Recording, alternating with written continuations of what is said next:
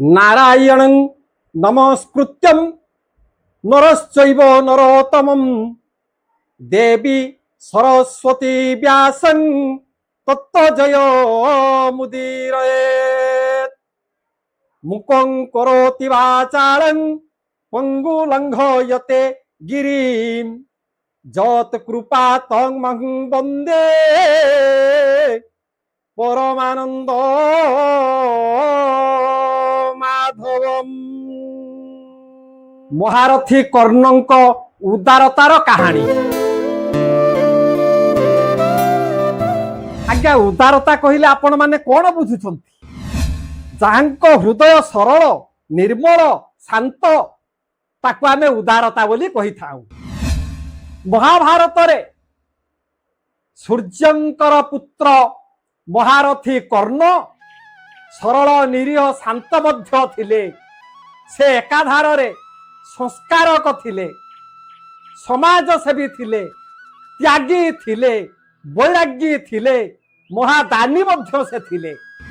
देखंतु ये भूभारत वर्ष मध्य जेते दान देइछंती। दानीवीर हरिश्चंद्र थिले, निजर पत्नी सभ्या पुत्र रोहितंकु से विक्रय करी विश्वामित्र ऋषि को दक्षिणा परिशोध करथिले। दानी थिले राक्षस राजा बलि, स्वर्गमर्त्य पाताल त्रिपुर बामन को से दान देइथिले। किंतु सबुठाउ श्रेष्ठ दान देइथिले किए ना महारथी कर्ण। निजर पुत्र विशिकेश्वर को काटी से दान देइथिले। ये भली दान किए दब? तेणु कर्णंक ठारू दानी ए संसार रे नाही। कर्णंक ठारू सरल उदारता व्यक्ति ये संसार मध्य नहीं। कर्ण भारत युद्ध रे एकेश्वर वीर थिले। कर्ण थिले सबुठारु श्रेष्ठ योद्धा। भगवान कृष्ण कपटता करी अर्जुन हस्त रे कर्ण को से मराइले। तेणु कर्णंकर ए सरलता गुण जुगु द्रौपदी मध्य तांको भल पाउथिले।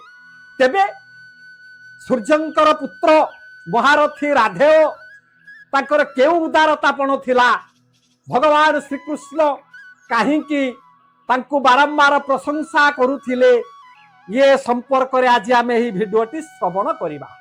तेबे मोर दर्शक बंधु माननको अनुरोध, एही भिडियोटी आपण माने ध्यान सहकारे संपूर्ण भाव रे श्रवण करंतु। थरे पांडवंक साथी रे भगवान श्रीकृष्ण बसी आलोचना करुथिबा समय रे कर्णंक उदारतार प्रशंसा करिबारे लागिले।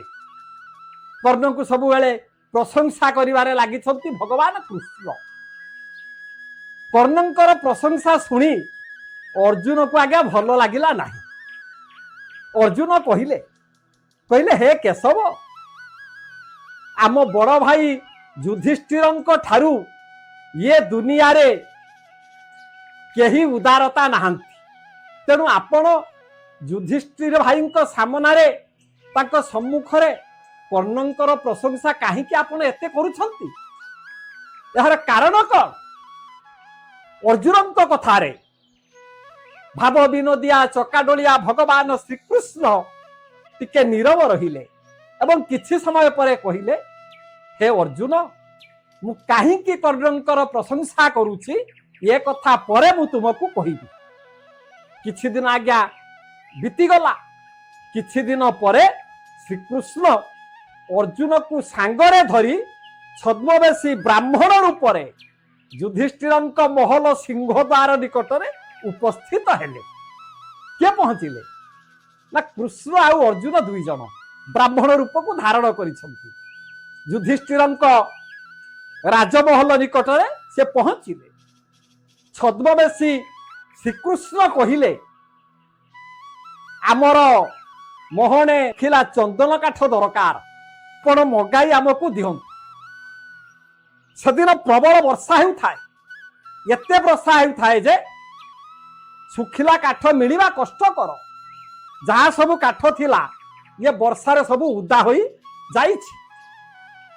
तेणु चंदन काठ पाई जते बेले कृष्ण युधिष्ठिर को कहिले एक कथा को शुणी सारिबा परे युधिष्ठिर तांकर सेवक मानक डाकिले कहले तमे जाओ शुष्क सुखिला काठ किछि तमे अन्वेषण कर। सेवाकारी माने गले चारिआडे बुलिले किंतु सुखिला काठ चंदन काठ आउ केड़े मिलिला नाही। काहे आज्ञा ना वर्षा जुगु सब उदा ही जाइछि भिजी जाइछि बाध्य होई सेवाकारी फेरी आसिले। युधिष्ठिर को कहिले हे महाराज शुष्क चंदन काठ आमे केडू पाइलु नाही दुर्भाग्यवशत होई आमे फेरी आसिलु। एक कथा को सुनी युधिष्ठिर हस्त जोड़ी कहिले हे द्विजश्रेष्ठ शुष्क चंदन काठ मिलिला नाही तेणु ता छड़ा आपण आउ कोन मागुछंती मागंतु मु तुरंत देबाकू प्रस्तुत अछि।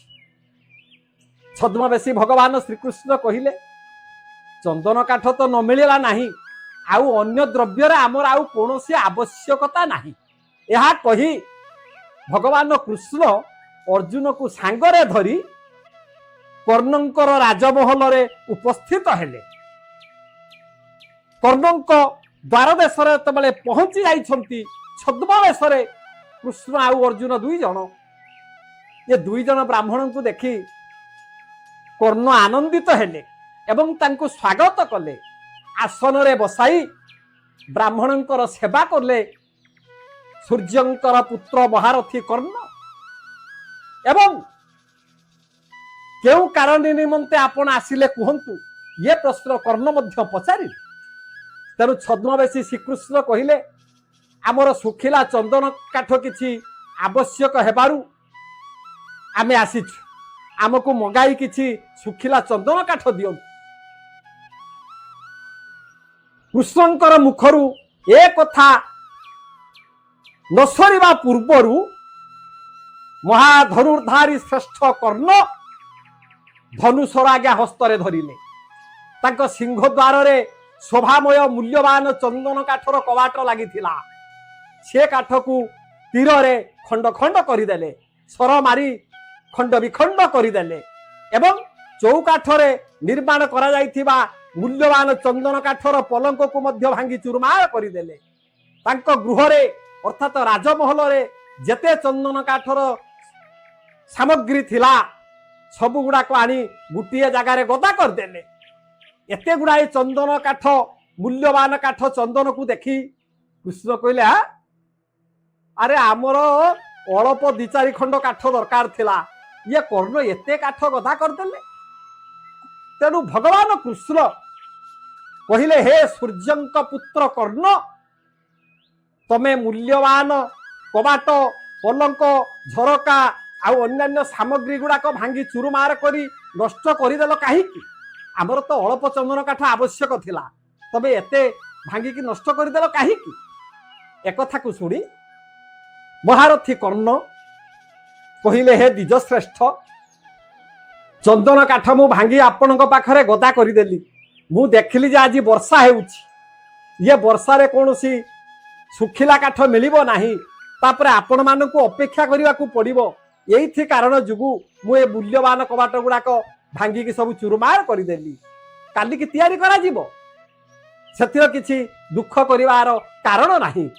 जदि अतिथि मो द्वार रु फेरी जाए ताहले मु सबुदिन पाई अनुताप करिवि मो द्वार रु मु बंची थिबा पर्यंत कोनोसी ब्राह्मण अतिथि निराश होई फेरिबे नाही एहा मोर दृढ़ प्रतिज्ञा थिला। एही कारणरू मु आज ये चंदन रे निर्माण करा जाइथिबा कबाट झरका पलंक को सब भांगी नष्ट कर देली। भगवान कृष्ण यह शुणी कर्ण को यशस्वी आशीर्वाद कले कहले धन्य धन्य रे कर्ण तमे होछ महात्यागी तमे होछ उदारता तमर महत हृदय अछि। यह कही अर्जुन को संगरे धरी बाहुड़ी आसिले। रास्ता रे जाउथिबा समय रे भगवान श्रीकृष्ण कहिले हे अर्जुन आम युधिष्ठिरंकर राजमहल रे चंदन काठरे निर्माण करा जाइथिबा कबाट पलंक अन्यान्य सामग्री सबु थिला से होउछंती धर्म देवतांकर पुत्र युधिष्ठिर सबु बेले से धर्म कथा चिंता करी स्थिर रुहंती किंतु ଶୁଖିଲା ଚନ୍ଦନ କାଠ ଦେବା ପାଇଁ ତାଙ୍କ ମୁଣ୍ଡରେ ଏ କଥା ପଶିଲା ନାହିଁ, ତେଣୁ ସେ ଆମକୁ ଦେଲେନି, ଫେରେଇ ଦେଲେ। ଦେଖ ଅର୍ଜୁନ, ମହାରଥୀ କର୍ଣ୍ଣ ଏତେ ତ୍ୟାଗୀ ଯେ ନିଜର ସାମଗ୍ରୀକୁ ଭାଙ୍ଗି ସେ ଆମ ହସ୍ତରେ ଚନ୍ଦନ କାଠ ଗୁଡାକ ଅର୍ପଣ କରିଦେଲେ। ସେଇଥିପାଇଁ ହେ ଅର୍ଜୁନ, ମୁଁ ବାରମ୍ବାର କର୍ଣ୍ଣଙ୍କର ପ୍ରଶଂସା କରେ। ବୁଝିଲ ତ ଅର୍ଜୁନ? ଏହା ଶୁଣି ଅର୍ଜୁନ କୌଣସି ପ୍ରତ୍ୟୁତ୍ତର ଦେଲେ ନାହିଁ, କୃଷ୍ଣଙ୍କର ପଦାରବିନ୍ଦରେ ପ୍ରଣିପାତ କଲେ। ତେବେ ଦର୍ଶକ ବନ୍ଧୁ, ଆଜି ଆମର ଏହି ଭିଡିଓଟି ଆପଣମାନେ ଶ୍ରବଣ କଲେ। ହଁ ଆଜ୍ଞା, ଆଉ ଗୋଟିଏ କଥା, ଯଦି ଆପଣମାନଙ୍କର କୌଣସି ପ୍ରଶ୍ନର ଉତ୍ତର ସମାଧାନ ପାଇଁ ଚାହାନ୍ତି ତାହେଲେ କମେଣ୍ଟସ ମାଧ୍ୟମରେ ମୋତେ ଜଣାଇବେ। ମହାରଥୀ କର୍ଣ୍ଣ ଏହିପରି ଭାବରେ ତାଙ୍କର ଉଦାରପଣ ଥିଲା। ଆପଣମାନେ ଆଜି ଏହି ଭିଡିଓଟି ଶୁଣିଲେ। ଆସନ୍ତା ଭିଡିଓରେ ଆପଣଙ୍କ ସହିତ ସାକ୍ଷାତ ହେବ। ରହିଲି। ଜୟ ଜୟ ଜଗନ୍ନାଥ।